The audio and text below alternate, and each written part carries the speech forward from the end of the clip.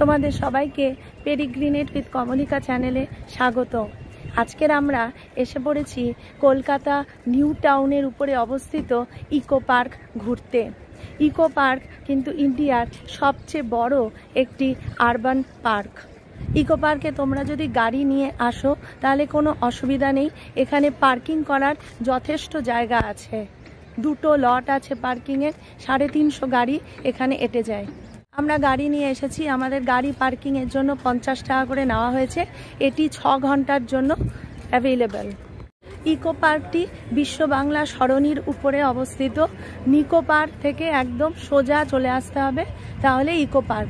প্রথমে gate number 1, 2 এগুলো পড়বে, তারপরে 3, তারপরে গেট নাম্বার 4।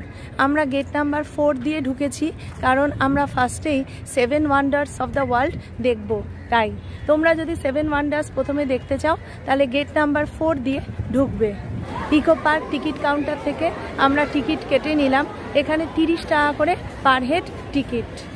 গেট নাম্বার 4 দিয়ে ঢুকতেই আমরা দেখলাম এখানে ওয়াশরুম আছে, টয়লেট আছে আর রেস্টুরেন্টও আছে। তোমরা চা কফি এসব খেতে চাও বা মোমো চাইনিজ তো এখানে পেয়ে যাবে তোমরা। এছাড়া এখানে গেমস কর্নারও আছে। এই ইকো পার্কে ঢোকার জন্য 30 টাকা এন্ট্রি ফি, আর যদি তোমরা 7 ওয়ান্ডার্স দেখতে চাও তাহলে আলাদা করে 30 টাকার একটি করে টিকিট কাটতে হবে 3 বছরের উপর থেকে। এই পার্কটি সকাল 11টা থেকে সন্ধে 7:30 অবধি খোলা থাকে। সোমবার এই পার্কটি বন্ধ থাকে, মঙ্গলবার থেকে রবিবার পর্যন্ত এই পার্কটি খোলা আছে। এখানে অনেকেরই কোয়ারি থাকে যে খাবার নিয়ে ঢুকতে পারা যায় কিনা, তো ইকো পার্কে কিন্তু খাবার নিয়ে তোমরা অনায়াসে ঢুকতে পারো।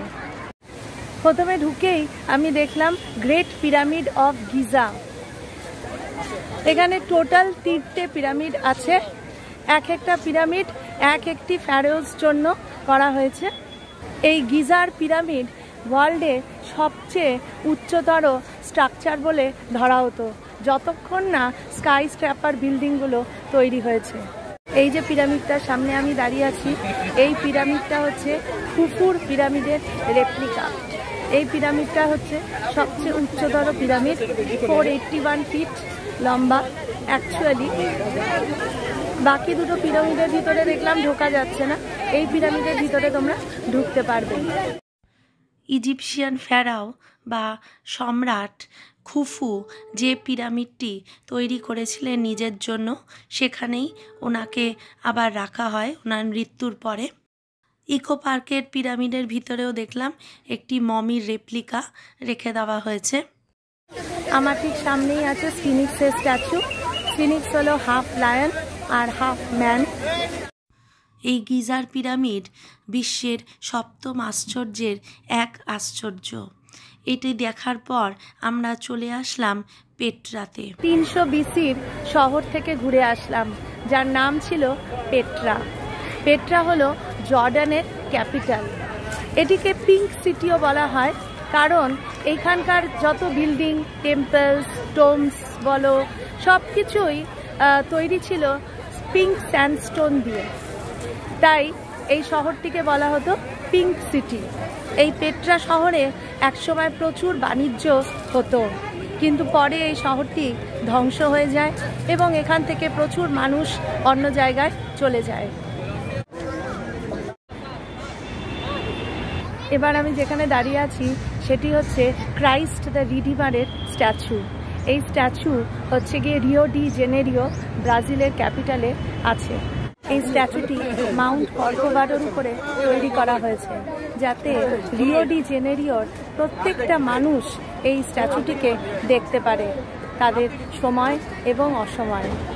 এই স্ট্যাচুটি খ্রিস্টান ধর্মের মূল্যবোধের প্রতীক। এবার আমরা দেখব মোয়াই স্ট্যাচুস। এখন আমি চলে এসেছি ইস্টার্ন পলিনেশিয়াতে। ইস্টার্ন পলিনেশিয়াতে কিছু আইল্যান্ড আছে, যেটির মধ্যে একটি হচ্ছে ইস্টার্ন আইল্যান্ড। এই ইস্টার্ন আইল্যান্ডে রাপা নুই নামক একটি নেটিভ, তারা এই রকম স্ট্যাচু তৈরি করে রাখত 1250 থেকে 1500-এর মধ্যে। এই রাপা নুই জাতিরা মনে করত যে এই রকম স্ট্যাচু তৈরি করে রাখলে তাদের যারা পূর্বপুরুষ আছে তারা সেখানে আসবে। এই রাপা নুই জাতির পূর্বপুরুষদের প্রতীক হলো এই স্ট্যাচুগুলো। 18th সেঞ্চুরিতে আমরা দেখতে পাই এই রাপা নুই জাতিরা আর তৈরি করে না এরকম স্ট্যাচু। কারণটা আমরা এখনো ঠিক জানি না। প্রচুর স্ট্যাচু ধ্বংস হয়ে গেছে সময়ের সাথে সাথে, কিন্তু কিছু স্ট্যাচু এখনো বেঁচে আছে রানু রারাকু ভলক্যানো পর্বতের উপরে। ইস্টার আইল্যান্ডের উপরে অবস্থিত এই মূর্তিগুলির বৈশিষ্ট্য হলো এই মূর্তির মাথাগুলো অনেক বড় বড়। আমি এখন তাজমহলের উপরে দাঁড়িয়ে আছি। তাজমহল তোমরা সবাই জানো কে তৈরি করেছিল এবং কার জন্য করেছিল। 1632 খ্রিস্টাব্দে তৈরি সম্রাট শাহজাহানের এই তাজমহল আমাদের এখনো দৃষ্টি আকর্ষণ করে। এই যে কাজগুলো দেখতে পাচ্ছ, এগুলো আসল তাজমহলে হচ্ছে pietra dura works, semi precious stone দিয়ে তৈরি করা আছে। এখানে অবশ্য এখানে হাতে পেন্টিং করে দিয়েছে। শাহজাহান এবং মমতাজ মহলের যেমন দুটো কবর রাখা আছে অরিজিনাল তাজমহলে, এখানেও ঠিক সেই রেপ্লিকাটি ওরা রেখে দিয়েছে। তাজমহল দেখে এবার আমরা চলে আসলাম চায়না। গ্রেট ওয়াল অফ চায়নার উপরে আমরা উঠে পড়েছি। 7300 কিলোমিটার লম্বা এই ওয়াল, পৃথিবীর সবচেয়ে লম্বা ওয়াল। এই গ্রেট ওয়াল অফ চায়না শুরু হয় সাংহাই পাস থেকে এবং শেষ হয় জিয়াও পাসে গিয়ে। এই গ্রেট ওয়াল অফ চায়না তৈরি করা হয়েছিল মঙ্গলদের হাত থেকে বাঁচার জন্য। যে কোনো রকমের মঙ্গল রেড বা ইনভেশনের হাত থেকে বাঁচার জন্য বা চায়নাকে প্রোটেক্ট করার জন্য এই গ্রেট ওয়াল তৈরি করা হয়েছিল। এখনও এই গ্রেট ওয়াল চায়নার নর্দার্ন বাউন্ডারিকে প্রোটেক্ট করে চলেছে এবং অবশ্যই এটি একটি ট্যুরিস্ট অ্যাট্রাকশন হয়ে দাঁড়িয়েছে। চায়না থেকে এবার আমরা গেলাম ইটালি। আমরা এখন ঢুকেছি রোমের কোলোসিয়াম দেখতে। কোলোসিয়াম হচ্ছে ancient largest amphitheatre of Rome. এটি রোমের একদম সেন্টারেই আছে। এই যে জায়গাটা দেখতে পাচ্ছ, এইখানে হচ্ছে গিয়ে নানান রকম নৃশংস পাশবিক খেলা হতো। যেমন ক্ষুধার্ত পশুকে এখানে ছেড়ে দেওয়া হতো এবং লড়াই করে দেখা যেত কে জেতে। অনেক সময় মানুষকেও ক্ষুধার্ত পশুর সামনে ছেড়ে দেওয়া হতো, দেখতো এরা কে জেতে এবং খুব উৎসাহ ভরে এখানে এই সব খেলা দেখা হতো। এখানে কিছু দর্শকের রেপ্লিকা বানানোই আছে, এরা হচ্ছে স্পেকটেটার, এরা এই খেলা দেখতো এবং আনন্দ নিত। 70 to 80 ADর মধ্যে তৈরি হয়েছিল এই রোমের কোলোসিয়াম। পরবর্তীকালে একটি আর্থকোয়েকের ফলে এই কোলোসিয়াম কিছুটা ধ্বংস হয়ে যায় এবং এর থেকে যা মেটেরিয়াল পাওয়া যায় কোলোসিয়াম তৈরির, সেই সব ইট পাথর এগুলো সব অন্য সৌধ তৈরি করার কাজে লাগে। আমরা 7 ওয়ান্ডার্স থেকে বেরিয়ে এসেছি। আস্তে আস্তে সন্ধে হয়ে গেছে। তোমরা যদি ইতিহাস প্রেমী হও তাহলে অবশ্যই এই ইকো পার্কে 7 ওয়ান্ডার্স ঘুরে নিও। 7 ওয়ান্ডার্স যদি তোমরা দেখতে চাও তাহলে একটু লেট আফটারনুন আসবে এখানে, কারণ সন্ধ্যের দিকে এখানে লাইটগুলো জ্বলে যায়, তখন দেখতে আরও সুন্দর লাগে। বাটারফ্লাই গার্ডেন বিকেল 5টার সময় বন্ধ হয়ে যায়। যদি যাওয়ার ইচ্ছা থাকে তাহলে এই গার্ডেনে আগে কিন্তু যাবে। দুজন মিলে যদি সাইক্লিং করতে চাও তাহলে 30 মিনিটের জন্য তোমরা সাইক্লিং করতে পারো। এখানে 150 টাকা করে নেবে সাইক্লিং করার জন্য। এখন আমরা ঢুকেছি ভাস্কর্যে, বাংলার ইতিহাসের খোঁজে। এখানে বাংলার মনীষীদের স্কাল্পচার করে রাখা হয়েছে। এখন সন্ধে 5:30 বাজে, খোলা জায়গা, তাই মাথায় হিম পড়ছে, তাই আমি মাফলারটা জড়িয়ে নিলাম। এমনি তোমরা আমার গলা শুনে বুঝতেই পারছো যে শরীরটা ঠিক নেই, গলাটা খারাপ আছে। আশা করি তোমরা দেখতে পাচ্ছ আমার ঠিক পেছনেই কটেজ আছে, এইগুলো একান্তে কটেজ ইকো পার্কের। এখানে যদি কেউ থাকতে চায় এসে তাহলে থাকতে পারে। ecoparknewtown.com এই সাইটে গিয়ে তোমরা একান্তে কটেজ বুক করতে পারো।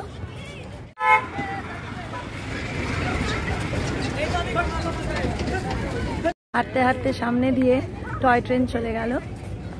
এই একান্তে কটেজগুলো গেট নাম্বার 1-এর কাছে পড়বে। এবার আমরা যাচ্ছি বিষ্ণুপুরের জোড়বাংলা রেপ্লিকা দেখতে।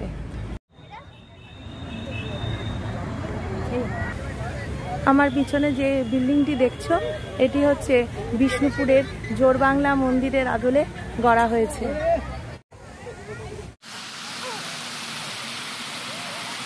চারশো একর জায়গার উপরে অবস্থিত এই নিউ টাউন ইকো পার্কটি। এখানে তোমরা পাবে grassland, meadows, wetland, water body এবং প্রচুর সুন্দর সুন্দর জায়গা, যেমন রোজ গার্ডেন, বাটারফ্লাই গার্ডেন, ক্যাকটাস ইত্যাদি ইত্যাদি। সন্ধে পর্যন্ত যদি তোমরা থাকো তাহলে এরকম সুন্দর লাইটিংয়ের সাথে মিউজিক্যাল ফাউন্টেন তোমরা দেখতে পাবে, খুবই মায়াবী লাগে। এখানে নানা রকম অ্যাডভেঞ্চার স্পোর্টস করানো হয়, যেমন স্পিড বোটে উঠতে চাইলে উঠতে পারো, আবার এমনি বোটিংও করতে পারো। এখানে ডাবল ডেকার বোট আছে, 15 মিনিট ঘোরাবে এক একটা রাউন্ড, আর নেবে হচ্ছে পার হেড 150 টাকা করে। এই বোটের ক্যাপাসিটি হচ্ছে 40 জন। তো আমরা দেখলাম 40 জন ভর্তি হয়ে গেছে, তো অনেকক্ষণ দাঁড়াতে হবে। আবার এই একটাই বোট আছে, এটা আবার ঘুরে আসবে, তাই এবারকার মতো আমরা স্কিপ করলাম এই বোটিংটা। এই বোটিং করতে চাইলে তোমরা গেট নাম্বার 2 দিয়ে ঢুকবে, তাহলে কাছে পড়বে। এই ইকো পার্কের কাছেই আছে মাদার্স ওয়্যাক্স মিউজিয়াম। তোমরা চাইলে এই মাদার্স ওয়্যাক্স মিউজিয়ামও ঘুরে নিতে পারো।